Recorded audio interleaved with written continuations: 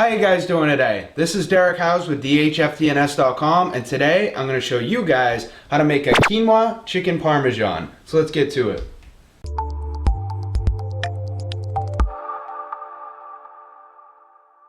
The first thing we're going to do is cook our quinoa. So take out a medium-sized stovetop pan and put 1 cup or 184 grams of quinoa in it.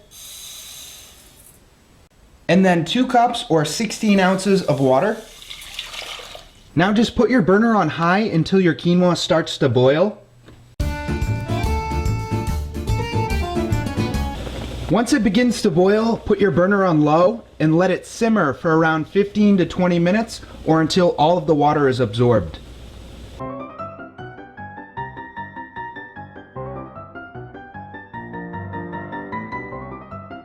Stir it around to make sure all the water has been absorbed. Once all the water has been absorbed, it should look something like that. And now that your quinoa is done cooking, let's move on to the next step. Now we're going to take out 1 medium red onion and 3 cloves of garlic, or 1.5 teaspoons of minced garlic if you're using that, and chop them. Put your cooked quinoa off to the side, take out a large saucepan, put your burner on medium heat, and take 1 tablespoon of olive oil and put it into your saucepan. Now all we're going to do is let the olive oil heat up for a bit.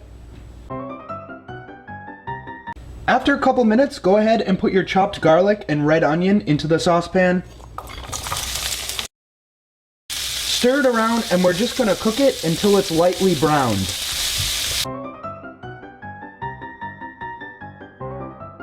Once it starts to brown, we're going to add in 1 14.5 ounce can, which is 411 grams of no salt added diced tomatoes.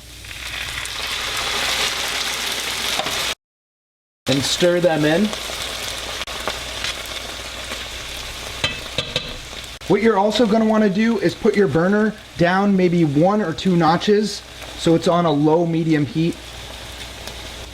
Next, we're going to add in 1 15-ounce can, which is 425 grams of tomato sauce.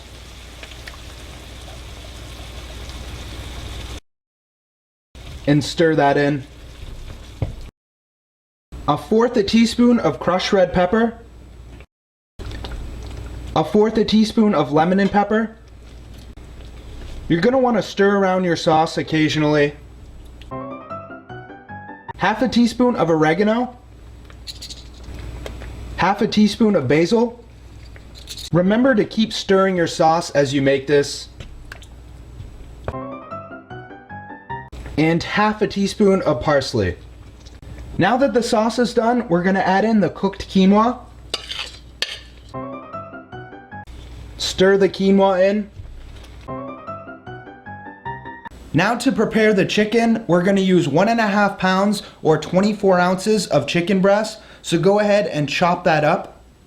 That's about how big I chop my chicken. If you want it bigger or smaller, that's completely up to you. Add the chicken to the sauce and stir the chicken in. Preheat your oven on 375 and just let this simmer for around 4 to 5 minutes. Take out a medium-sized baking dish and coat it with non-stick cooking spray. The size baking dish you use is up to you. However, I do recommend one that holds at least 3 quarts. We're going to take half our sauce mix and put it into the baking dish. Once half your sauce is in the dish, we're going to add in 1/2 serving or 15 grams of whole wheat breadcrumbs. 1/2 cup or 56 grams of fat-free or reduced fat mozzarella cheese. A little bit of parsley. And 1/4 cup or 25 grams of Parmesan and Romano grated cheese. Put the rest of your mix on top of that first layer. We're going to add the same thing to the top layer, so 1/2 serving or 15 grams of whole wheat breadcrumbs. One thing I should note is if you don't like breadcrumbs, you don't have to add them to this recipe. It's still delicious without them. half a cup or 56 grams of fat-free or reduced fat mozzarella cheese, a little bit of parsley, and 1/4 cup or 25 grams of grated Parmesan and Romano cheese. That's what it should look like before the oven.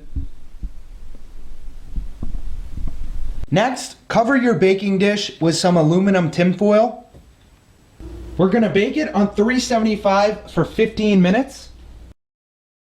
After 15 minutes, you're just gonna remove the tinfoil and continue cooking for an additional 15 minutes on 375.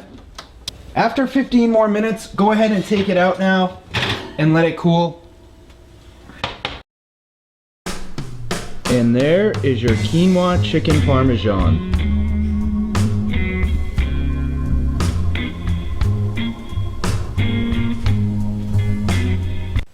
As you guys saw, the chicken parm is done, so now I'm just gonna try it for you guys.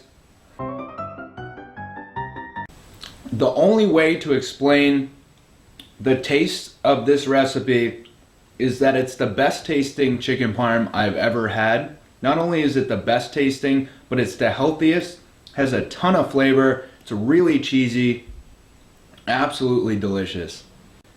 This is another one of the recipes that I can eat throughout the week and never get sick of it. That's how good it is.